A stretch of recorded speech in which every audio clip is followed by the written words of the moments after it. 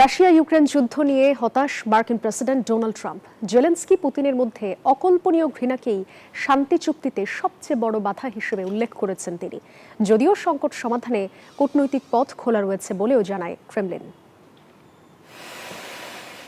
মসনদে বসে মাত্র ২৪ ঘন্টায় ইউক্রেন রাশিয়া যুদ্ধ থামানোর প্রতিশ্রুতি দিয়েছিলেন মার্কিন প্রেসিডেন্ট ডোনাল্ড ট্রাম্প। তবে পুতিন জেলেনস্কির সঙ্গে আলোচনার টেবিলে বসা থেকে শুরু করে হুমকি ধামকি কোনো কিছুতেই সমাধান খুঁজে পাননি তিনি।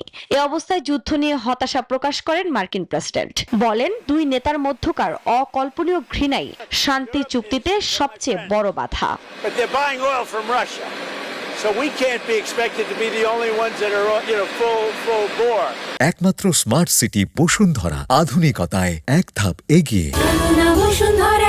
ট্রাম্পের এমন মন্তব্যের প্রতিক্রিয়া জানিয়েছে ক্রেমলিন। কূটনৈতিক পথে সংকট সমাধানের উপর জোর দিয়েছে দেশটি।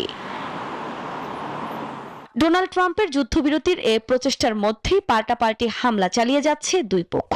মঙ্গলবার রুশ ড্রোন হামলায় কেঁপে ওঠে ইউক্রেনের দক্ষিণ পূর্বাঞ্চলীয় শহর জাপোরিজিয়া। এতে বেশ কয়েকজন হতাহতের খবর পাওয়া গেছে। ক্ষতিগ্রস্ত হয়েছে ভবনও। একই দিনে শহরটি ওলগোভস্কয় বসতি নিয়ন্ত্রণের দাবি করেছে মস্কো।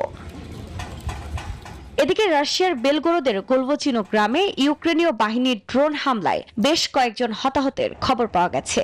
সেই সঙ্গে ৮২টি ড্রোন ভূপাতিতের দাবি করেছে ক্রেমলিন। আফরিন মৌ, নিউজ 24।